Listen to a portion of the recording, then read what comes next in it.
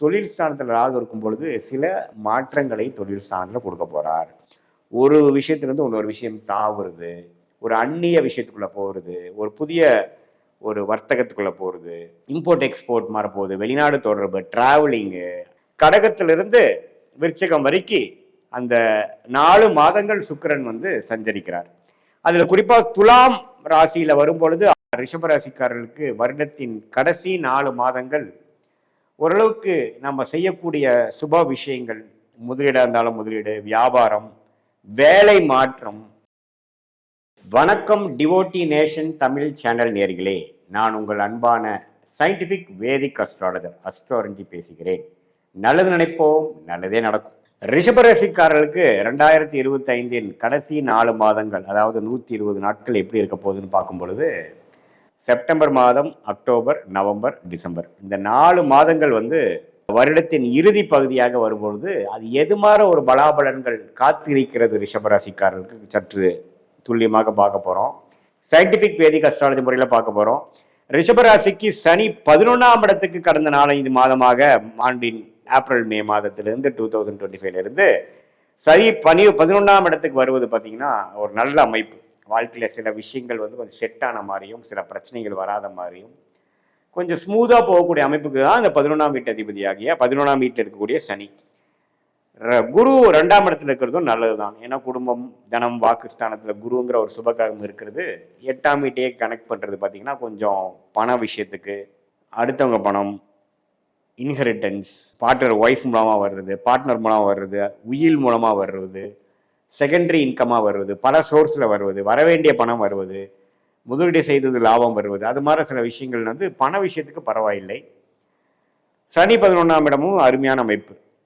பார்த்தீங்கன்னா ராகு பார்த்தீங்கன்னா 10ஆம் இடத்திலும், கேது வந்து 4ஆம் இடத்திலும் இருக்கிறார். ராகு 10ஆம் இடத்தில் இருப்பது என்னன்னா, தொழில் ஸ்தானத்தில் ராகு இருக்கும் பொழுது சில மாற்றங்களை தொழில் ஸ்தானத்தில் கொடுக்க போறார்.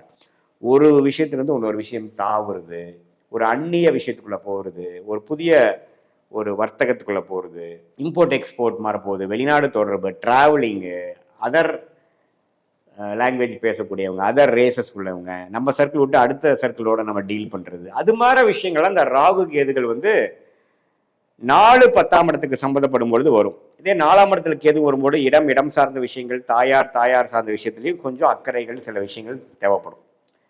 ஸோ இதுதான் வந்து ஆண்டு கிரகத்தின் சஞ்சாரம் ரிஷபராசிக்கு. இதே மாத கிரகத்தின் சஞ்சாரம் எப்படி இருக்குன்னா, ராசி அதிபதி ஆகிய சுக்கிரனே பார்த்தீங்கன்னா கடகத்திலிருந்து விருச்சிகம் வரைக்கும் அந்த 4 மாதங்கள் சுக்கிரன் வந்து சஞ்சரிக்கிறார்.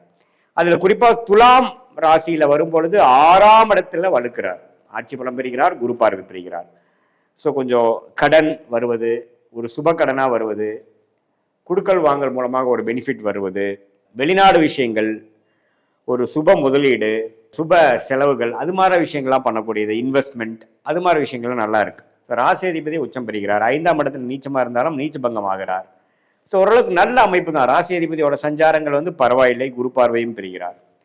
So media related, textile related பீப்புளுக்குலாம் ஒரு நல்ல மாற்றங்கள் நிறைந்ததான ஒரு கடைசி 4 மாதங்களாக ரிஷபராசிக்காரர்களுக்கு வருகிறது.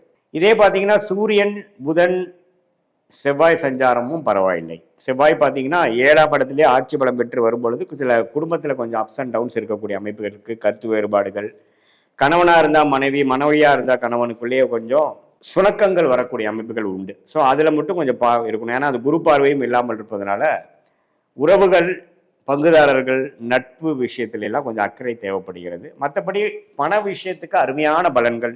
மாணவர்களும் பார்த்தீங்கன்னா நல்லா படிக்கக்கூடிய அமைப்புகள். ஏன்னா புதன் வந்து நல்ல அமைப்புல தான் இருக்கார், தவறில்லை. ஸோ படிப்பு அது மாதிரி விஷயத்துல தவறில்லை. ஹையர் ஸ்டடீஸ் அது மாதிரி விஷயத்துல கொஞ்சம் வெளிநாடு, வெளிமாநிலம் போகக்கூடிய அமைப்புகள் கண்டிப்பாக ரிஷபராசிக்காரருக்கு வாய்ப்பு உண்டு. விசா எதிர்பார்த்துட்டு இருக்கிறவங்களுக்கு விசா உடனே கிடைக்கும். வெளிநாட்டில் போய் படிக்கணும், ஹையர் ஸ்டடீஸ் படிக்கணும், வெளிநாட்டில் போய் வர்த்தகம் பண்ணணும், வெளிநாடு ஒரு விஷயமா போகணுங்கிறதுக்கெல்லாம் வந்து லாங் டேர்ம் விசா கிடைக்கக்கூடிய அமைப்புகள் ரிஷபராசிக்காரர்களுக்கு கட்டாயம் உண்டு.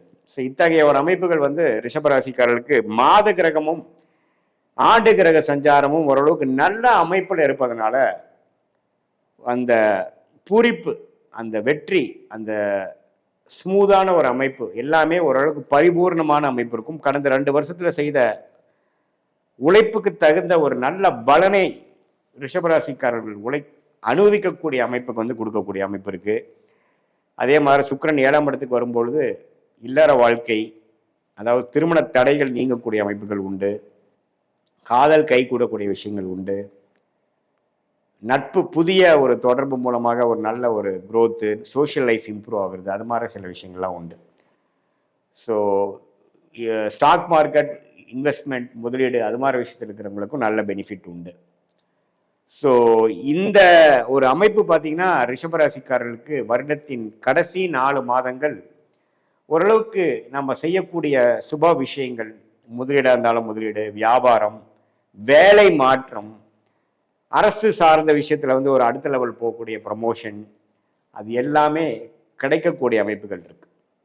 ஸோ இதுதான் ஆண்டு கிரகம், மாத கிரகத்தின் சஞ்சாரம் பொதுவாக பார்க்கும்பொழுது ரிஷபராசிக்கு. இது வந்து ஒரு பொதுவான பலனே தவிர உங்களுடைய ஜென்ம ஜாதகத்தில் என்ன லக்னத்தில் நீங்கள் பிறந்தீங்க, என்ன தேதி, என்ன நேரத்தில், எந்த ஊரில் பிறந்தீங்க வைத்து நம்ம வந்து லக்னம், ராசி, தசா புக்திகள், தசநாதன் எப்படி இருக்கிறார், புக்திநாதன் எப்படி இருக்கிறார்லாம் நம்ம சேர்த்து இப்போ ரிஷபராசிக்கு பொது பலனாக பார்த்த அந்த கோச்சார் அமைப்போட சேர்த்து பார்க்கும் பொழுது இன்னுமே நம்ம வந்து கிளாரிட்டியோட துல்லியமாக எப்படி வந்து இந்த சயின்டிஃபிக் வேதிக் அஸ்ட்ராலஜி மூலமாக அடுத்த வரக்கூடிய 3 மாதங்கள், 6 மாதங்கள், ஒரு ஆண்டு எப்படி இருக்குது, எது மாதிரி நேரத்தில் எது நடக்கக்கூடும், எந்த முடிவுகளை எப்போ எடுப்பது நல்லது, நம்மளுடைய பிராப்தங்கள் எப்படி இருக்குது, தொழில் ஸ்தானம் எப்படி இருக்குது, வேலை ஸ்தானம் எப்படி இருக்குது, எது நமக்கு பெட்டராக இருக்குது, நிதி நிலைமை எப்போ இம்ப்ரூவ் ஆகும், திருமண விஷயங்கள் எப்போ நடக்கும், தொடர்புகள் எப்போ நல்ல ஒரு அமைப்பு சுபத்தன்மை பெறும், படிப்பு விஷயங்கள் எப்போ வந்து நமக்கு வேணுங்கிற படிப்பு வரும், எப்போ வந்து நம்ம வேலை மாற்றம் நமக்கு போக முடியுங்கிறதெல்லாம்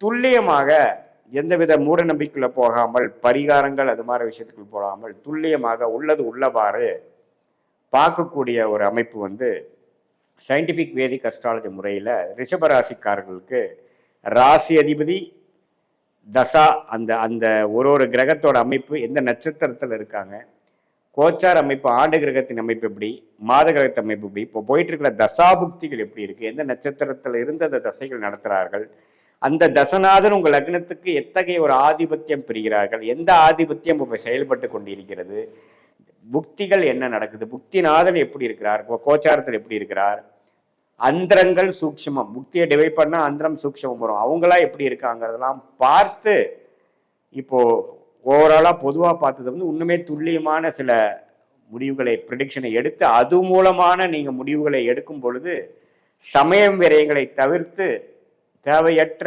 பொருள் விரயங்களையும் தவிர்த்து தக்க முடிவுகளை தக்க சமயத்தில் எடுத்து தேவையற்ற செயல்களை தவிர்த்து நம்ம வந்து சயின்டிஃபிக் வேதிக் அஸ்ட்ராலஜி முறையில் நம்ம வாழ்க்கையில் எளிதில் வெற்றி பெறலாம். எதிர்நீச்சல் போட்டு சிரமப்படாமல் நம்மளுடைய பிராப்தம் என்னவோ அதை தெரிந்து நம்ம செயல்படும் பொழுது நல்ல நம்மளோட லைஃப் பொட்டென்ஷியல் என்று சொல்லப்படுகிற நம்மளுடைய முழு பொட்டென்ஷியலை எளிதில் அடைந்து நம்மளுடைய கோல் என்னன்னு தெரிஞ்சு நம்ம அதை ரீச் பண்ண முடியும் அப்படிங்கிறத நான் சொல்லிக்கிறேன். மீண்டும் மற்றொரு காணொளியில் சந்திப்போம். நன்றி, வணக்கம்.